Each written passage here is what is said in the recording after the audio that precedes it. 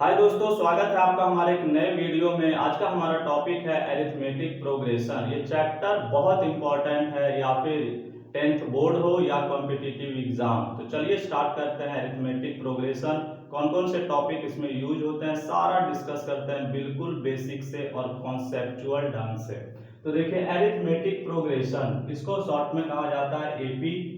Arithmetic का मतलब ही होता है नंबर। एरिथमेटिक का मतलब होता है नंबर। तो जो भी 10 में आएगा पूरा आएगा रियल नंबर्स, यानी रूट्स के क्वेश्चन हो सकते हैं, डेसिमल के हो सकते हैं, नेगेटिव इंटीजर, पॉजिटिव इंटीजर या फिर रेशनल नंबर। और इसमें जो टॉपिक यूज होगा वो यूज होगा सीक्वेंस। तो समझेंगे हम सीक्वेंस क्या है, प्रोग्रेशन, प्रोग्रेशन क्या है, और ये सीरीज क्या है।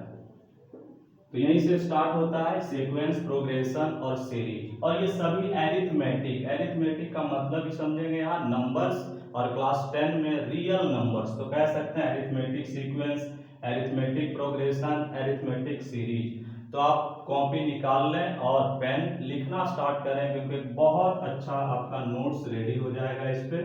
तो देखिए सीक्वेंस है क्या, तो समझिए व्हाट इज सीक्वेंस। तो इसको पहले अपने तरीके से समझ लेते हैं। अगर कुछ आपने नंबर्स लिया और उसको एक डिफिनिट ऑर्डर में, आइदर इंक्रीजिंग में या डिक्रीजिंग में अरेंज कर दिया है, यानी नंबर्स का कलेक्शन है और उसको आपने क्या किया, एक डिफिनिट ऑर्डर में, ये देखते हुए इंक्रीजिंग या डिक्रीजिंग, तो उसे हम कहेंगे सीक्वेंस। तो डेफिनेशन रेडी हो गया।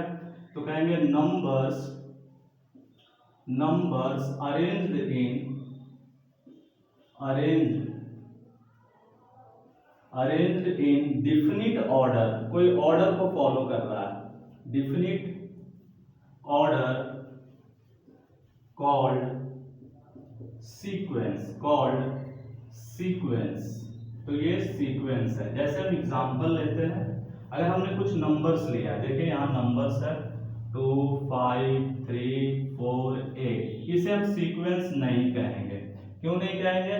क्योंकि ये कोई फॉलो नहीं कर रहा, कोई ऑर्डर को फॉलो नहीं कर रहा। लेकिन अगर हम इसे ऐसे लेते हैं, इंक्रीजिंग ऑर्डर 2 3 4 5 और 8, तो ये सीक्वेंस है। ये क्या है? सीक्वेंस है।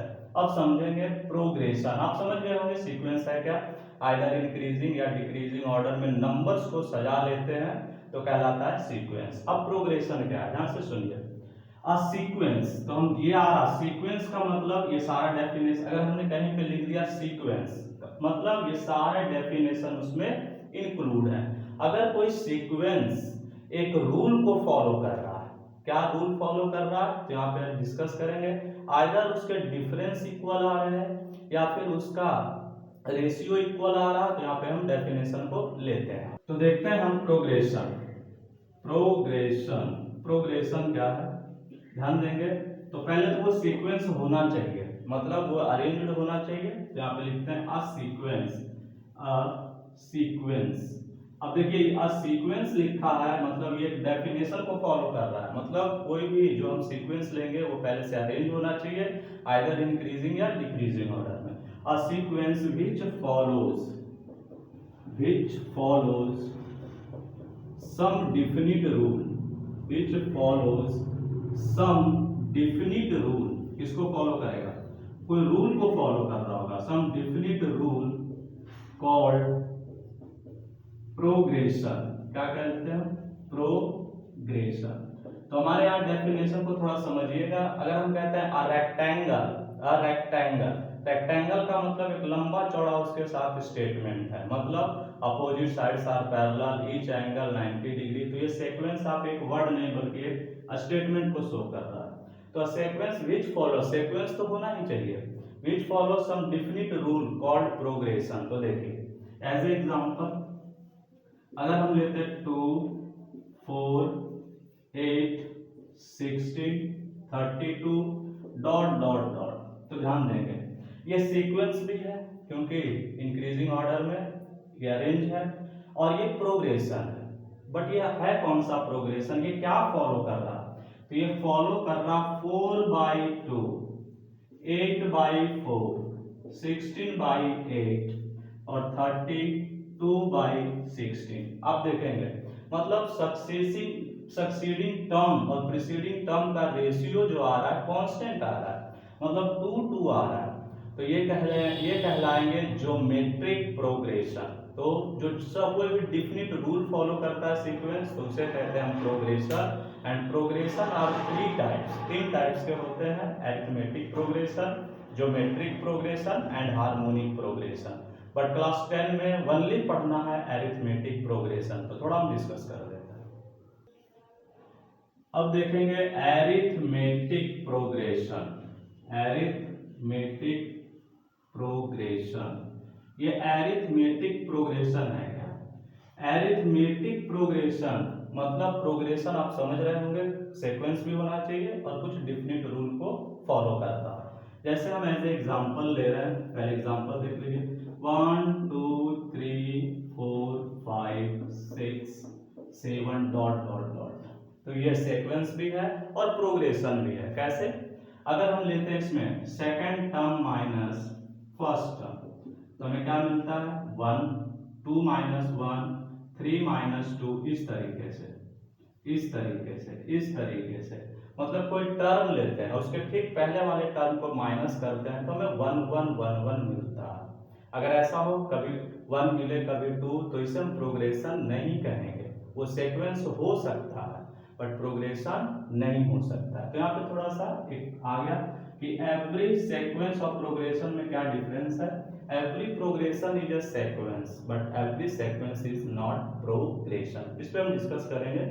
देखिए फिर और लेते हैं, जैसे देख लीजिए, जैसे √2, 2√2, फिर 2√3, यहाँ ले रहे हैं हम, देखिए फिर सॉरी 3√2, 3√2, 4√2।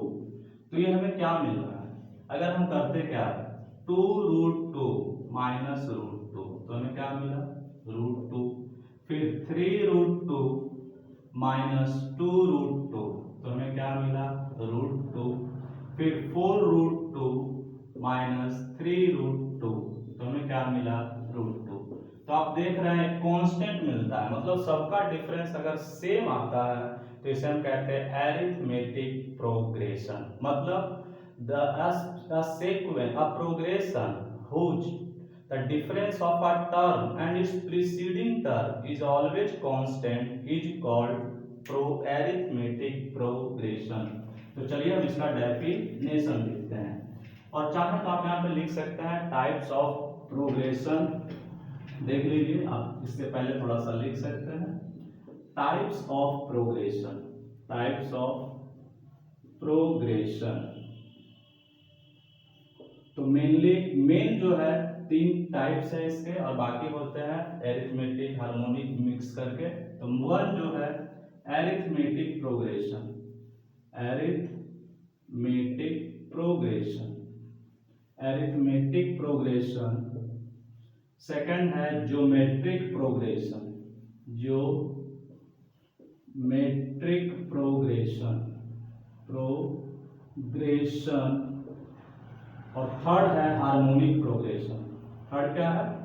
Harmonic progression. तो जब हम एग्जांपल लेंगे तो आपको बताते चलेंगे कि ये एरिथमेटिक नहीं बल्कि ज्योमेट्रिक है, लेकिन हमें 10 में पढ़ना है ओनली एरिथमेटिक प्रोग्रेशन। तो अगर डेफिनेशन देखें तो यहाँ पे लिख रहा है, देखिए अ प्रोग्रेशन, यहाँ पे हमने लिखा progression.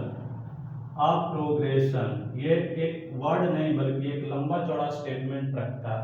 A progression whose difference of a term, whose difference of a term and its preceding term is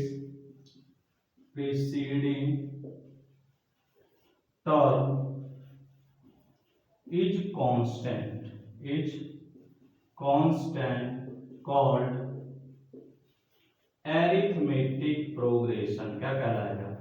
arithmetic progression। तो आप ये नोट कर लेंगे। इसके बाद फिर हम चलते हैं, इसका आता है 10th टर्म या nth टर्म करके। तो चलिए आगे बढ़ो।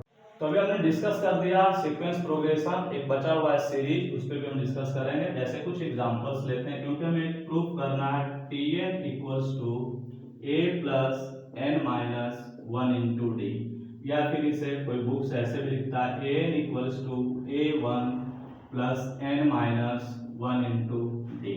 यहाँ है क्या, Tn is the last term भी कहते हैं या nth टर्म कहते हैं, a को कहते हैं फर्स्ट टर्म, n कहते हैं number of terms and d is a common difference. तो चलिए कैसे प्रूफ होता है हमें देखते हैं। जैसे कुछ एपीस के लेते हैं, एपी का डेफिनेशन ही है कि कोई सीक्वेंस कोई प्रोग्रेशन है उसका सक्सेसिंग डिफरेंस इक्वल्स आता है। ये डेफिनेशन ध्यान रखना क्योंकि यही इस्तेमाल होता है बहुत सारे क्वेश्चंस में।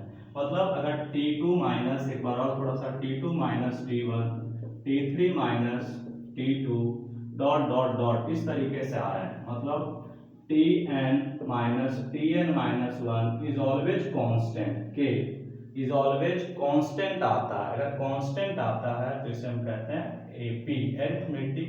हमेशा डेफिनेशन पे कमांड रखना है, डेफिनेशन है क्या, तो आप समझ गए होंगे। अब चलिए कुछ इसको हम प्रूफ करते हैं। जैसे देखिए 3, 5, 7 और फिर हमने लिया 9 और लिया 11 और 13, ध्यान देंगे इस तरीके से। तो अब हम इसे क्या लिख सकते हैं, ध्यान देंगे यहाँ पर। तो हम इसे लिख सकते हैं क्या, 3 प्लस 0, इसे क्या लिख सकते हैं 3 प्लस 2, इसे क्या लिख सकते हैं, इसे हम लिख सकते हैं 3 प्लस 4 यानी 2 इंटू 2, इसे क्या लिख सकते हैं हम 3 प्लस, चलो लिखते हैं यहाँ पे 3 प्लस 6 यानी लिख सकते हैं 3 इंटू 2, लिख सकते हैं कि नहीं। अब देखें यहाँ पर, यहाँ ध्यान देंगे, इसे क्या लिख सकते हैं 3 प्लस क्या आएगा 3 प्लस 8 11, तो इसको लिख सकते हैं। चलिए हम लिखेंगे 11 3 9 3 5 7 9 10 11, सही है। अब इसे हम लिख सकते हैं 4 इंटू 2। अब ऐसा क्यों लिखा, तो होता क्या है, एक और है 13 को भी लिख सकते हैं 3 प्लस 5 इंटू 2। अब ऐसा ही क्यों लिखा, तो होता क्या है, हम ऐसा ही क्यों करते हैं, ऐसा ही रीजन क्या है क्यों हम ऐसे ही लिखते हैं, क्यों आप नहीं लिखते हैं, तो हमें कुछ रिजल्ट लाना होता है। अगर हम स्कूल से घर की ओर निकलते हैं तो ये रास्ता, कभी ये रास्ते और सारे रास्ते क्यों नहीं लिया, तो हमारा जो टारगेट होता है घर पहुंचना, तो हम वे सारे वही रास्ते लेते हैं जिससे हम घर पहुंचे। तो वही काम मैथ में होता है कि हमें कोई पर्टिकुलर रिजल्ट लेके आना है, तो हमें वैसा ही करना पड़ेगा जिससे कि हमारा वो रिजल्ट आए। तो देखिए इन नंबर्स को हमने कुछ ऐसा लिखा है जिससे हमें कुछ रिजल्ट लाना है। तो देखिए क्या करते हैं, अगर हम a इक्वल्स टू 3 लें और d इक्वल्स टू 2, मतलब a is a first term and d is a common difference बोला जाता है। क्या बोला जाता है, कॉमन डिफरेंस। समझने की कोशिश करें, समझ आ जाएगा। तो इसे हम लिख सकते हैं, देखिए क्या लिख सकते हैं, फर्स्ट टर्म a और प्लस, यहाँ इसको कहते हैं t1, इसको क्या कहते हैं t2 सेकेंड टर्म, t3 इसको क्या कहते हैं फोर्थ टर्म, इसको फिफ्थ टर्म और इसको सिक्स्थ टर्म। थोड़ा थोड़ा ध्यान देना, जो भी प्रॉब्लम यही तो होता है, ऐसे क्यों लिखा, तो सिंपल है कि हमें कुछ रिजल्ट लाना। हम ऐसे लिख सकते हैं कि नहीं, लिख सकते हैं। तो देखिए क्या रिजल्ट आएगा a प्लस, अब यहाँ पे हम क्या लिखा सेकेंड टर्म, क्या लिखा second term, first term second term. तो यहाँ पे देखिए हम इसको लिख सकते हैं कि नहीं, ऐसे 2 माइनस 1 इंटू 2, देखिए आएगा कि नहीं, यहाँ पे हम इसको लिख रहे हैं ऐसे, देखिए 3 और इसको लिखा 1 इंटू 2, इसको ऐसे लिख सकते हैं कि नहीं 3 प्लस 3 माइनस 1 इंटू, ये देखिए इसको हमें लिखना है, इसको हमें लिखना है 4 माइनस 1, इसको हमें लिखना है क्या है, ये लिखना है, क्या लिखना है 3 माइनस 1, इसको हमें लिखना है 4 माइनस 1, इसको हमें क्या लिखना है 5 माइनस 1 और इसको हमें क्या लिखना है 6 माइनस 1। देखिए हम लिख रहे हैं, सारा समझ आएगा जब आप इसको रिपीट करेंगे। 4 माइनस 1 इंटू 2, इसको हम 3 प्लस 5 माइनस 1 इंटू 2, इसको हम लिखते हैं 3 प्लस 6 माइनस 1 इंटू 2। अगर हम इसको थोड़ा मिटाएं तो और ये क्लियर होगा। अब देखिए अब हम इसको क्या लिख सकते हैं, इसको थ्री प्लस क्या 1 - 1 इंटू 2 लिख सकते कि नहीं, जीरो को लिख सकते कि नहीं, क्योंकि 0 इंटू 2 जीरो आएगा।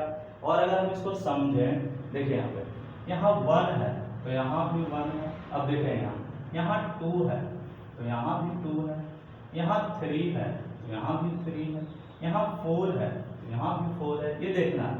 तो आप देख पा रहे होंगे कि हम ये क्या हो रहा है। अगर हम इसको कहें a = 3 एंड d = 2 तो हमें एक रिजल्ट निकल के आता है। क्या रिजल्ट निकल के आता है, देखिए रिजल्ट क्या निकल के यहाँ आ रहा है। 3 को हमने a माना है, a, और इसको d, तो ये क्या आ रहा है 1 - 1 यानी 1 यहाँ।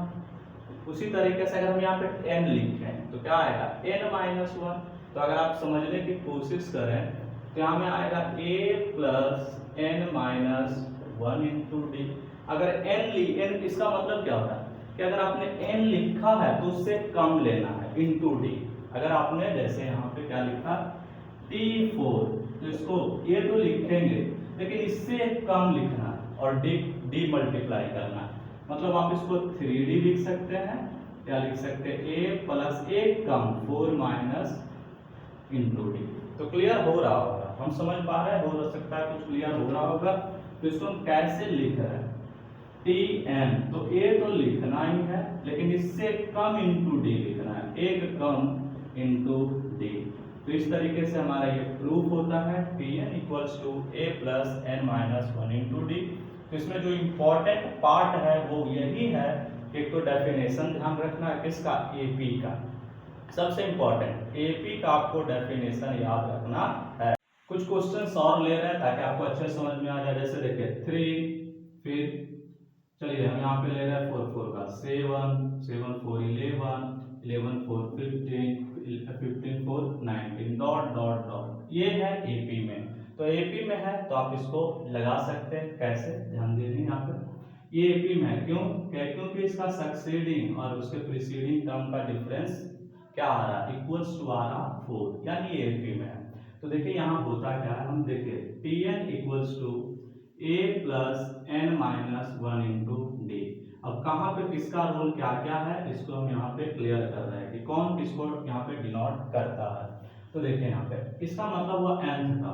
अगर हम tn के जगह पे 7 रख रहे हैं, क्या रख रहे हैं ध्यान देना, tn के जगह पर 7, a के जगह पे 3 और n - 1 और डिफरेंस 4, तो हमें क्या मिलता है 4 = n - 1 into 4। n - 1 = 4/4 means 1 = n - 1, मतलब हमें मिलता है n = 2। तो ध्यान दीजिएगा यहाँ हम बताना क्या चाह रहे हैं कि n हमेशा क्या आएगा, पॉजिटिव इंटीजर्स आएंगे, ये कभी भी फ्रैक्शन नहीं होगा। मतलब n शो करेगा कितने पोजीशन पे है, ये 7 कौन से पोजीशन पे है, 2 पे है। तो ध्यान रखेंगे जो n है यहाँ पे, जो n है ये कभी भी नेगेटिव नहीं होगा, कभी भी डेसिमल में नहीं होगा, कभी भी फ्रैक्शन पार्ट नहीं होगा, ये ऑलवेज क्या होगा, पॉजिटिव इंटीजर। जैसे हम कुछ क्वेश्चंस और लेंगे और समझने की कोशिश करें। जैसे अगर हम a = क्या लिख रहे हैं 3, ये क्वेश्चन से tn = 15 और d तो 4 है ही, तो हमें n का वैल्यू निकालना है। ये इसलिए इम्पोर्टेंट है क्योंकि ये बताता है शुरू से लेके nth टर्म तक बता रहा है। देखिए थोड़ा सा फिर हम इसको देखें तो लिखते हैं tn = फॉर्मूला पहले लिख रहे हैं, tn = a + n - 1 into d। तो 15 = 3 + n - 1 इंटू 4। तो देखिए ये 12 आएगा बाई 4 = n - 1। तो 4 3 = n - 1 यानी n = 4। तो ये क्या बता रहा है, ध्यान से देखिए कि जो 15 है ना वो शुरू से लेके चौथे टर्म पे है, मतलब first, second, third and fourth term पे है। तो ये बहुत इंपॉर्टेंट है, कुछ क्वेश्चन बनाएंगे तो हमें समझ आएगा किसका यहाँ पे रोल क्या क्या है। लेकिन फिर से डेफिनेशन बहुत इंपॉर्टेंट होता है। तो एक और हमने छोड़ रखा था सीरीज, अगर इसी एपी को हम सम कर देते हैं positive, this is called arithmetic, means the sum of APs is called series, या तो कहते हैं एरिथमेटिक सीरीज। अगर इसी का प्लस करते हैं तो नेक्स्ट हमारा जो एक्सरसाइज आता है वो इसी का आता है समेशन का। लेकिन यहाँ बहुत इंपॉर्टेंट है आपको एक चीज ये समझना कि टीएन का रोल क्या है, ये किसका काम कर रहा है, ए किसका काम कर रहा है, एन किसका काम कर रहा है और डी। लेकिन जो परेशानी होती है बच्चों को समझने में, जो सबसे इंपॉर्टेंट है यहाँ पे ये एन किसको बता रहा और टी एन किसको बता रहा। तो कुछ और क्वेश्चन हम लेंगे और आपको समझाएंगे कि किस तरीके से हम इसको सॉल्व करें। आगे आप प्रैक्टिस करें बुक से। इसके बाद जो हमारा नेक्स्ट वीडियो होगा तो हम अपनी तरफ से बहुत सारे क्वेश्चन लेके आएंगे। बने रहिए। अगर हमारा वीडियो पसंद आए तो लाइक शेयर सब्सक्राइब जरूर करें। मिलते हैं नेक्स्ट वीडियो।